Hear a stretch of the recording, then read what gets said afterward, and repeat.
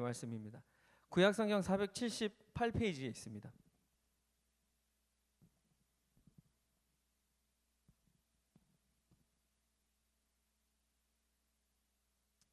벌써 다 찾으셨군요. 사무엘하 11장 1절부터 4절까지의 말씀입니다. 자, 우리 함께 읽겠습니다.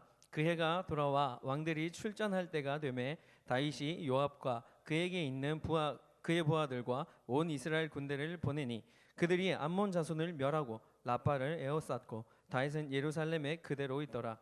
저녁 때에 다윗이 그의 침상에서 일어나 왕궁 옥상에서 거닐다가 그곳에서 보니 한 여인이 목욕을 하는데 심히 아름다워 보이는지라. 다윗이 사람을 보내 그 여인을 알아보게 하였더니 그가 아뢰되 그는 엘리암의 딸이요 햇사람 우리아의 아내 바세바가 아니니까 하니 다윗이 전령을 보내어 그 여자를 자기에게로 데려오게 하고 그 여자가 그 부정함을 깨끗하게 하였으므로 더불어 동침함에 그 여자가 자기 집으로 돌아가니라.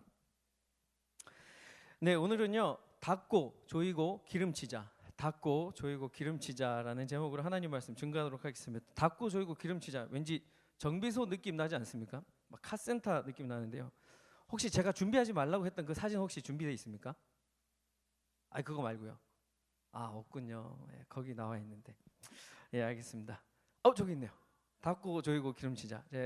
군대에 제가 저렇게 운전병 수송병이었거든요. 저런 게 군대 정비소에 보면 항상 저런 글귀가 있었습니다. 닦고 맨날 깨끗하게 닦고 또 조이고 기름치자, 하여튼 그런 거였는데 감사합니다. 내려주셔도 될 것 같습니다. 여러분 지금 저 사진 뜨기 전에 방금 전에 이렇게 사진이 하나 떴는데 그 어느 나라 국기인지 아세요? 예, 이스라엘 국기입니다. 예, 친절하게 또 딱 띄워주시네요.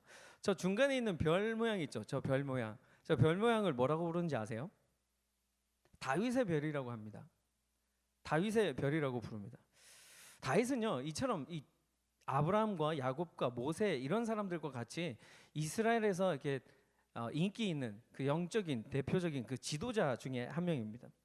근데 무엇보다 다른 사람들보다 야곱이나 모세나 또 다른 아브라함보다 다윗이 조금 더 인기가 많았던 것 같습니다. 그래서 저 국기에 이렇게 별 모양이 다윗의 별이라고 이렇게 호칭되는 별 모양이 있는 것이죠. 상당한 영향력을 많이 끼치는 사람 중에 한 명이었을 것입니다. 다윗의 별의 주인공 그 다윗이 첫 등장, 우리가 어떻게 등장하는지 잘 알죠. 너무나 초라하고 연약하고 미숙하게 등장했습니다. 그는 목동이었고요. 또 가업을 이어받을, 가정에 있는 그 기업을 이어받을 첫째 아들도 아니었습니다. 장자도 아니었던 것이죠. 그런데 하나님께서는 왜 그런지 모르겠지만 그런 다윗을 선택하셨습니다. 그렇게 좀 미숙하고 연약한 그런 다윗을 선택했던 것이죠.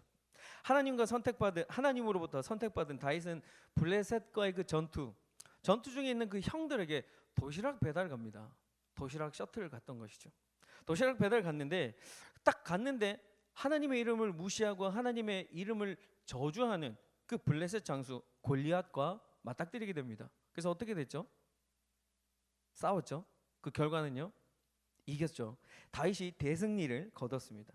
이렇게 우리가 다윗의 그 승리를 높게 사는 이유를, 가치를 매기는 것이요. 왜 그러냐면 키가 크고 덩치가 그 산만한 그런 다윗을 키가 작고 어린 소년 그 다윗이 그저 들고 있었던 나뭇가지 또 물매로 이겼다는 것, 그것으로 우리가 그 승리를 더욱더 가치 있게 생각하고 기념하는 것입니다. 기억하는 것입니다. 그런데 다윗의 승리가 그것보다 훨씬 더 가치가 있었던 것은 하나님의 이름을 무시하는 그 골리앗을 향하여 그 어느 누구도 이스라엘 군대, 그 많은 이스라엘 군대 군인들이 그 어느 누구도 한 명 당당하게 나서지 못했다는 것인데, 그 상황 가운데서도 이 오직 어린 소년 이 다윗 한 명만 나가서 그 골리앗을 물리쳤다는 것이죠. 그 사실이 바로 하나님을 기쁘시게 한 것입니다. 자신의 안전과 나의 생명보다 하나님을 더욱더 존귀하게 여기고 하나님을 더 사랑하는 것, 그런 다윗의 행동으로, 그런 마음으로 하나님께서 다윗이 마음에 쏙 드셨던 것이죠. 그래서 다윗을 보고 우리는 하나님 마음에 합한 자라고 얘기한다는 것입니다. 그런 다윗이요, 이제는 후에 왕이 되었습니다. 그래서 주변 국가들을 정복하는 그 전쟁들을 해 나갔습니다. 전쟁할 때마다 이겼습니다. 아무리 크고 막강한 군사력이 있는 나라라 할지라도 다윗은 언제나 전쟁을 하면 승리하였습니다. 그래서 다윗의 별이 저 이스라엘 국기에 나와 있는 상징하는 것, 승리를 바로 상징하기 때문에 다윗의 별이 이스라엘 국기 안에 들어가 있다는 것이죠. 다윗은요, 전쟁에서도 언제나 승리해서 강할 뿐만 아니라 언제나 이렇게 마음가짐도 항상 좋았습니다. 너그러운 마음을 가지고 있었습니다. 사울 왕과 같이 이렇게 성격이 까다롭지가 않았습니다. 때로는 다윗은요, 아버지와 같은 그런 인자한 마음, 또 때로는 어머니와 같은 그런 참 따뜻한 마음, 그런 따뜻한 마음을 가지고 있었던 왕이었습니다.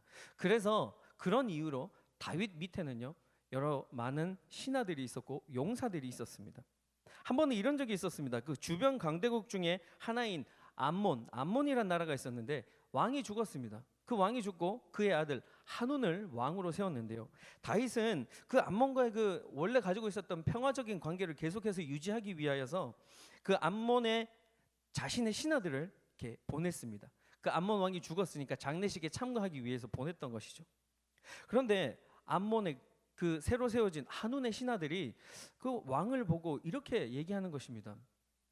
다윗이 신하들을 보낸 것은 죽은 왕을 공경하거나 혹은 추모하기 위해서 보낸 것이 아니라 정탐하러 왔다라고 얘기했습니다. 다윗에게 잘못된 거짓 정보를 얘기해 주실 것이죠. 정탐을 하고 난 이후에 우리의 질이나 군사력이나 어떤 것 이렇게 다 파악하고 난 다음에 나중에 그들이 전쟁을 걸어오고 우리를 공격해 올 것이다라고 얘기하기 위해서 그렇게 한운 왕에게 잘못 보고를 했던 것입니다. 그래서 이제 갓 왕이 된 그 한운이 뭘 알겠습니까? 부하들이 그렇게 얘기하니까 그 말이 맞나 보다 생각했겠죠. 그래서 다윗이 보낸 그 신하들, 전쟁만 하면 이기는 그 이스라엘 나라의 왕이 직접 보낸 그 신하들의 수염을 다 잘라버렸습니다. 그리고 옷도 엉덩이까지 다 잘라버렸어요. 당시 남자들의 상징, 자존심이었던 수염이 잘렸으니까 얼마나 상처가 컸겠습니까? 얼마나 난처했겠습니까?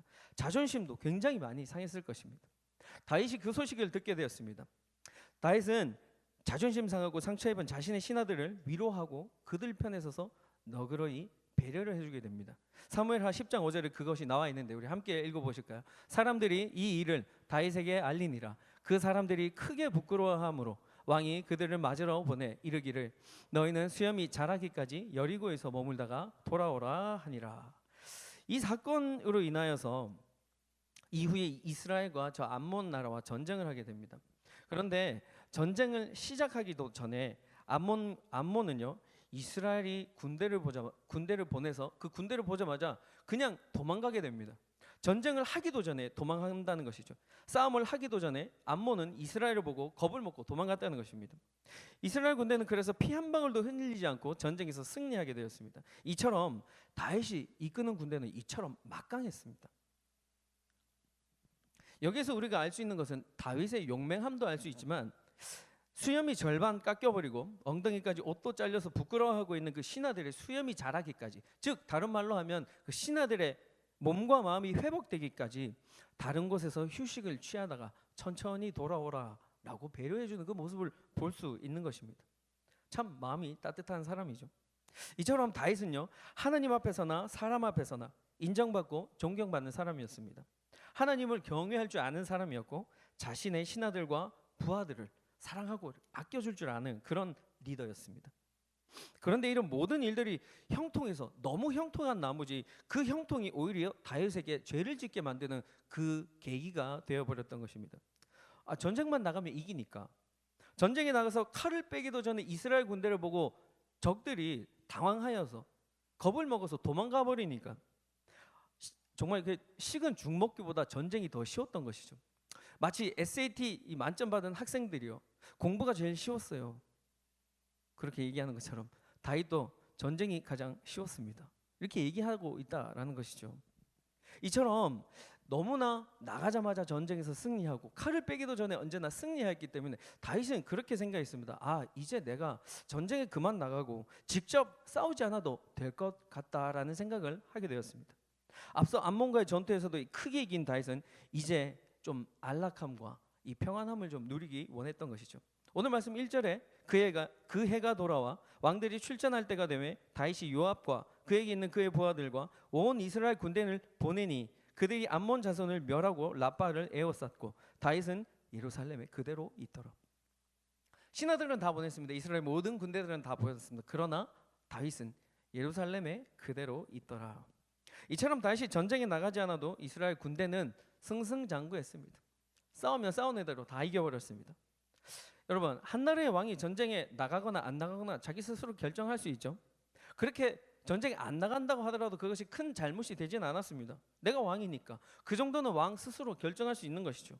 그런 면으로 볼 때 다윗 왕이 전쟁에 나가지 않고 오히려 예루살렘에 머물러 있는 것이 여러 많은 신하들과 이스라엘 나라의 모든 백성들이 볼 때 안정감을 누릴 수 있었을 것입니다. 아, 다윗 왕이 나라를 이렇게 잘 다스렸기 때문에 다윗 왕이 전쟁의 용사, 언제나 항상 이기는 전쟁의 신인 다윗이 나가지 않아도 전쟁에 나가지 않아도 우리 이스라엘이 언제나 이렇게 승리할 수 있구나 라며 이 안락함을 누릴 수 있었을 것입니다. 안심이 되었겠죠. 그러나 이 안락함이요, 백성에게는 안심을 주었지만 다윗에게는 독이 되어버리는 결과를 낳게 되었습니다. 모순입니다. 그렇죠? 좋은 결과가 있었는데 한 사람에게는 좋고 다른 한 사람에게는 나쁘게 된다는 것은 이것은 모순이죠. 다윗은 자신에게 주어진 이 형통과 안락함을 잘못 누리게 되어서 하나님 앞에 범죄하게 되었습니다. 어떤 죄를 지었습니까? 오늘 말씀 3절과 4절 우리 함께 읽습니다. 시작.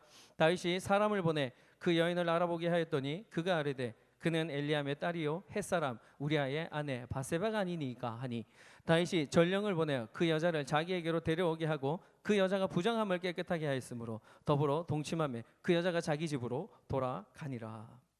간음의 죄를 저질렀죠.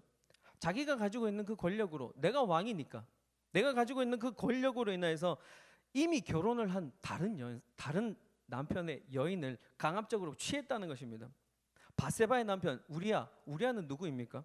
이스라엘과 하나님과 다윗 왕을 위하여서 지금 전쟁에 나가 열심히 싸우고 있는 장군입니다.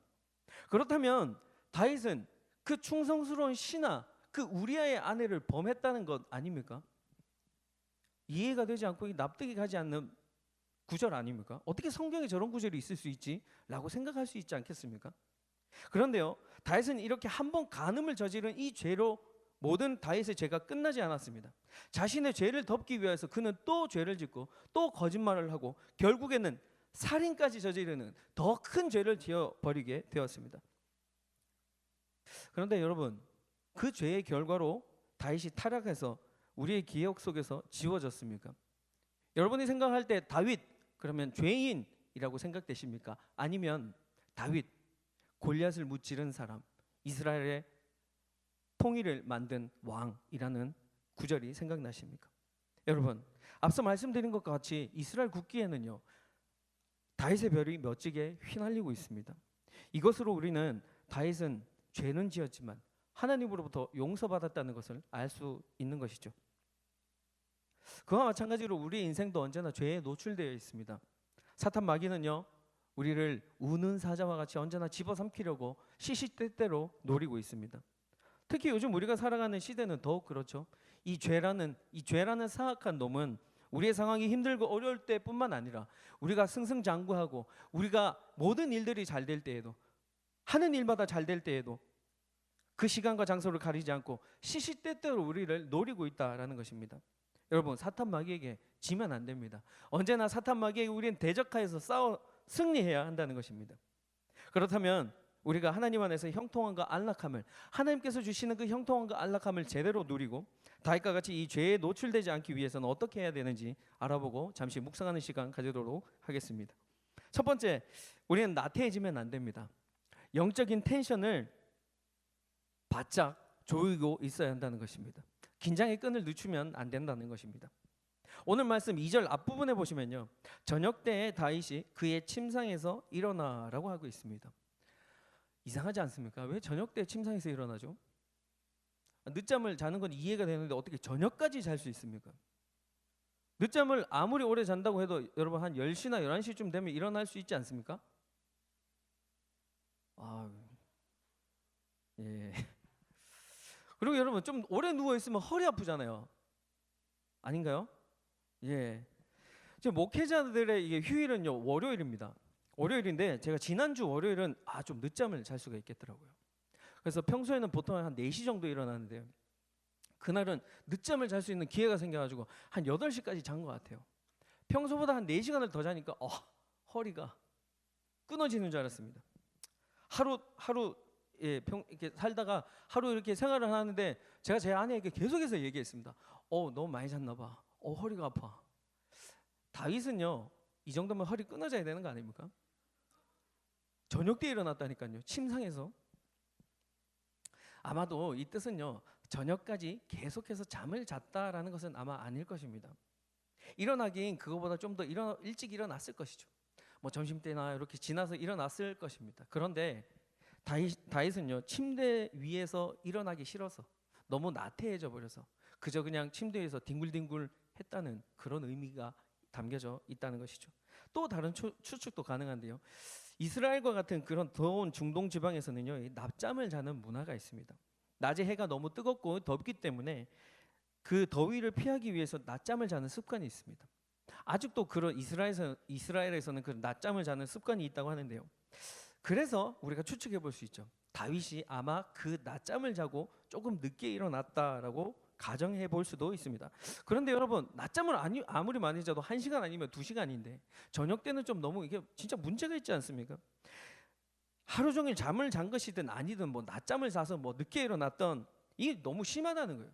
다윗의 삶이 이처럼 나태해져 버리고 있다라는 것이죠. 근데 반대로 생각해 보면 왕으로서 뭐 늦잠 좀 잤다는데, 왕은 자기 마음대로 모든 것을 다 할 수 있다는데 뭐 그게 그렇게 큰 죄가 되냐라고 생각해 볼 수도 있습니다. 그런데 여러분, 한번 가만히 보십시오. 왕이기 때문에 오히려 백성들과 신하들에게 더욱 모범을 보여야 되는 건 아니겠습니까? 아무리 왕이라도요, 기준이 있어야 되고 질서를 따라야 한다는 것이죠. 구약에서뿐만 아닙니다. 신약 시대에도 마찬가지입니다. 초대교회의 7집사를 리더로 세우기 위하여서 무엇을 기준으로 세웠다고 나옵니다. 사도행전 6장 3절, 우리 함께 읽죠. 시작. 형제들아, 너희 가운데서 성령과 지혜가 충만하여 칭찬받는 사람 7을 택하라. 성령과 지혜가 충만할 뿐만 아니라 다른 사람들에게 칭찬을 받는 사람들을, 그 인정을 받는 사람들을 세우라고 얘기하고 있습니다. 다른 사람들에게 존경받는 인물, 다른 사람들에게 모범이 되는 사람들을 세우라고 얘기하고 있다는 것이죠. 나태하지 않는 사람, 하나님 앞에 늘 깨어 있는 사람, 긴장의 끈을 늦추지 않는 사람을 세우라고 얘기하고 있다는 것입니다. 그리고 또 다른 면으로 볼 때 다윗의 마음가짐이 굉장히 많이 해이해져 있다는 것을 볼 수 있는데요. 그것은 당시 이스라엘이 전쟁에 나가면 언제나 하나님의 임재를 상징하는 그 언약궤를 가지고 나아갔습니다. 하나님의 임재를 상징하는 언약궤가 전투 가운데 있다는 것은 무슨 뜻이죠? 하나님께서 지금 전쟁터에 계신다라는 것이죠. 지금 하나님께서는 전쟁 중에 나가 계신다라는 것을 의미한다는 것이죠. 그렇다면 다윗 왕이 정말 하나님 앞에서 긴장을 끈에 늦추지 않고 정신줄을 단디 붙들고 있는 사람이라면, 그런 왕이라면 왕궁 침대에서 이렇게 늦게까지 뒹굴뒹굴 할 수 있겠습니까? 나태해져 버릴 대로 나태해졌다라는 것이죠.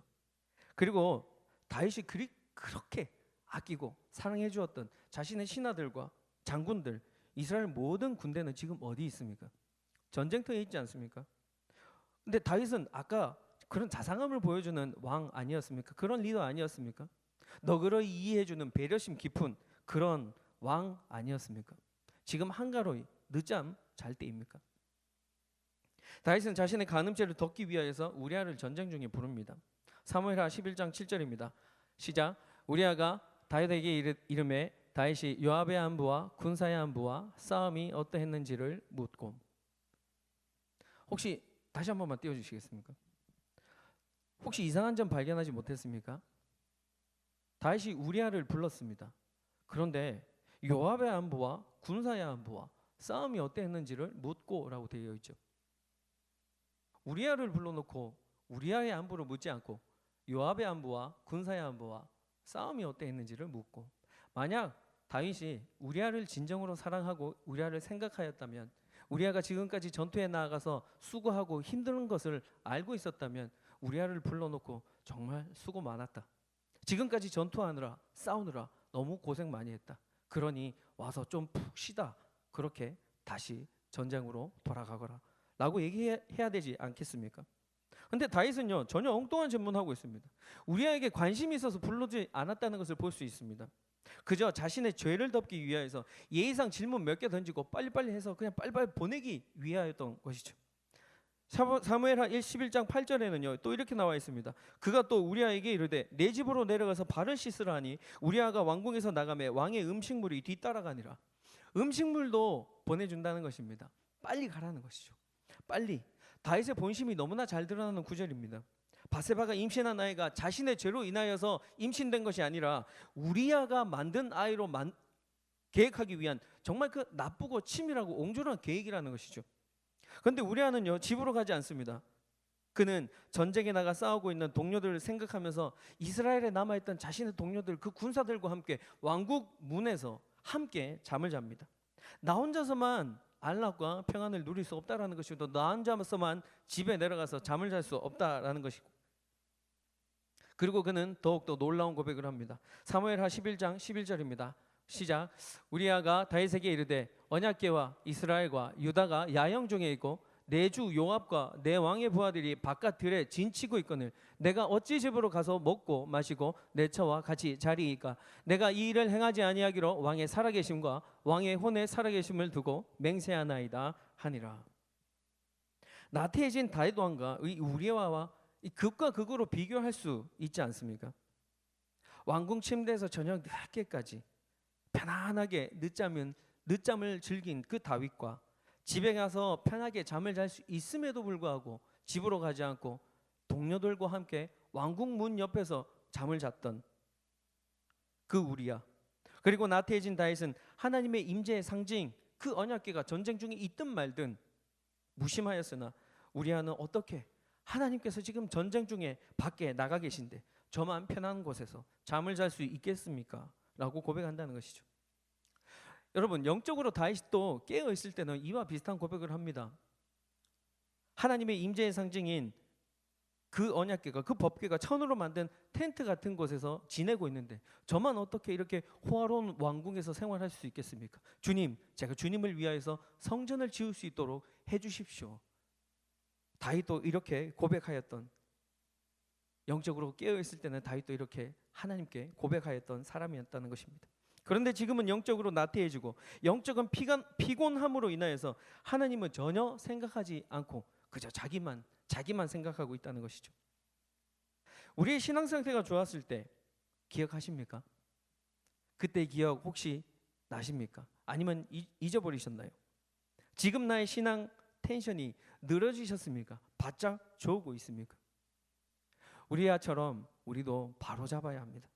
우리아처럼 집으로 가지 않고 군사들과 함께 불편하게 밖에서 자고 언약궤를 소중히 여기는 것, 그것이 바로 영적으로 텐션을 바짝 땡기는 것. 계속 나태해진 상태로 간다면요, 그 길의 끝은 이미 정해져 있습니다. 여러분, 돌이키십시오. 하나님께로 돌아오십시오. 나의 육체를 쳐서 주께 복종하고 죄에서 멀어져야 합니다. 그렇게 할 때 죄에 노출되지 않을 것이며 하나님께서 허락하시는, 하나님께서 주시는 그 안락과 평안을요 우리는 온전히 누릴 수 있게 된다는 것입니다. 나태해지지 않고 언제나 영적 긴장감을 늦추지 않는 여러분이 되시길 주님의 이름으로 간절히 축원합니다. 그런가 하면 둘째로, 죄에 노출되지 않고 하나님께서 주시는 안락과 평안을 우리가 온전히 누리기 위하여서는 절제해야 합니다. 나태해진 다윗은요 절제력까지 잃게 됩니다. 왕궁 옥상을 거닐다가 한 여인을 보게 됩니다. 저나 여러분이나 이런 비슷한 상황에 있게 된다면 우리도 볼 수 있을 것입니다. 모든 사람에게 동일할 것입니다. 누구나 그 상황 가운데 있다면 보게 될 것입니다. 그런데 다윗과 우리와 다른 점은 무엇인가요? 우리는 절제할 수 있다는 것이고 다윗은 절제하지 못했다라는 것이죠. 절제하지 못해서 사람을 보내서 저 아름다워 보이는 여인이 누구인지 알아보라 라고 얘기합니다. 그리고 또 절제하지 못해서 그 여인을 내게로 데리고 오라, 저 아름다워 보이는 그 여인을 내게로 데려오라 라고 얘기합니다. 그리고 다윗은 또 절제하지 못해서 그 여인과 동침하게 되어버렸습니다. 절제하지 못해서 죄를 지어버린 것이죠. 여러분, 제 딸이 이제 한 20개월 정도 됐는데 20살이라고 할 뻔했습니다. 아유, 큰일 날 뻔했네요. 요즘 하는 말 중에 가장 많이 하는 말이 뭔지 아세요? 또입니다. 또 해달라는 거죠. 뭐 이렇게 자꾸 또 해달라는 거예요. 제가 퇴근하고 집에 오면 조회가 막 이렇게 막 저기 멀리서 거실에서 놀고 있다가요, 아빠 아빠 이러면서 막 뛰어와요. 막 이렇게 뛰어오거든요. 그 뛰어와서 이렇게 현관문 앞에 이렇게 딱 서서 이렇게 인사하는 것처럼 이렇게 해요. 근데 막 입으로 뭐가 옹알옹알해요. 근데 잘 들어보면 뭐 다녀오셨습니까 같기도 하고, 저 혼자만 그렇게 생각하는 거겠죠? 그렇죠? 딸이 이게 제가 이렇게 힘들게 피곤하게 지쳐서 이렇게 집에 퇴근해서 딱 갔는데 딸이 이렇게 달려와서 아빠를 반겨주는데 녹지 않는 아빠가 어디 있겠습니까? 그렇죠? 잘 모르겠죠? 지금 아빠는 저밖에 없으니까, 그죠? 딸 보고 되지 않으려도 되지 않을 수가 없다니까요. 그래서 제가 참 너무 이뻐서 귀여워서 이렇게 아이언맨 놀이 한번 시켜줍니다. 제가 마블 중에서 굉장히 좋아하는 캐릭터가 아이언맨인데요. 이게 아이언맨처럼 이렇게 딱 알아서 이렇게 나는 것처럼 이렇게 한번 거실 한 바퀴 돌려줘요. 이게 한 바퀴 딱 돕니다. 그래서 딱 이렇게 멋있게 딱 착지시켜주면 딱 착지하자마자 또 이래요. 또 해달라는 것이죠. 이뻐서 또 해주죠. 또 한 바퀴 돕니다. 또 이렇게 딱 착지시켜줘요. 그렇죠. 또 그리고 자기가 기분이 좋을 때는 또라고 하지 않습니다. 또 그럽니다. 또 이래요. 근데 이제 아빠 나이가 40이지 않습니까? 그래서 저도 좀 살아야 되겠기.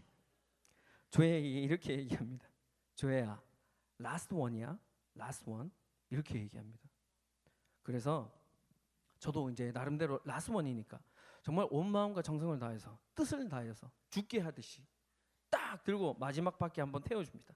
딱 가서 막 장애물도 넘고 막 한 바퀴 돌고 막 해서 이렇게 딱 착지시켜 줍니다. 그럼 어떻게 하는 줄 아십니까? 정말 뒤도 돌아보지 않고 쿨하게 엄마한테로 가버립니다. 좀 서운하기도 하더라고요. 근데 왜 그런 줄 아세요? 왜 돌아서서 가버린 줄 아십니까? 라스원이었으니까요. 이렇게 2살도 되지 않은 아이도 교육을 시키니까 절제하더라고요. 라스원이라고 얘기해 주니까요. 그런데 안타깝게도 어른들 중에서도 절제가 되지 않는 사람들이 있더라고요.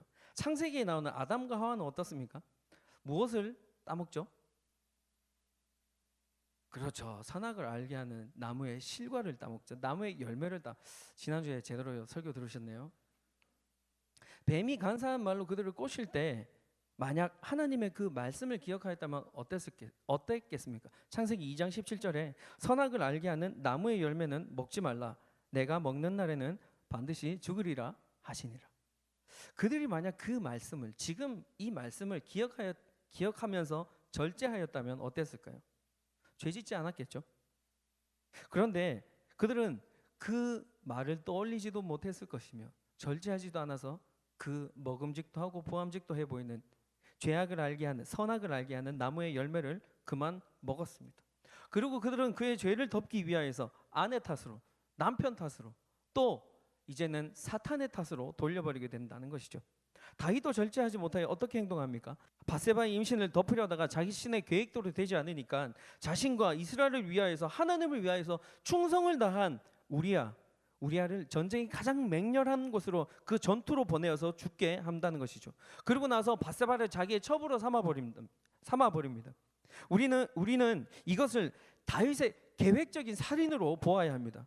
절제하지 못한 죄의 결과로 이어진 살인인 것이죠. 절제하지 못해서 죄를 짓고 그 죄를 덮기 위해서 또 더 무서운 죄를 짓는다는 것입니다. 여러분, 깡패들은 절제하지 못합니다. 갱들은 절제하지 못해요. 단순해서 그렇습니다. 뒷일 생각하지 않습니다. 자존심에 스크래치가 났다. 주먹부터 나갑니다.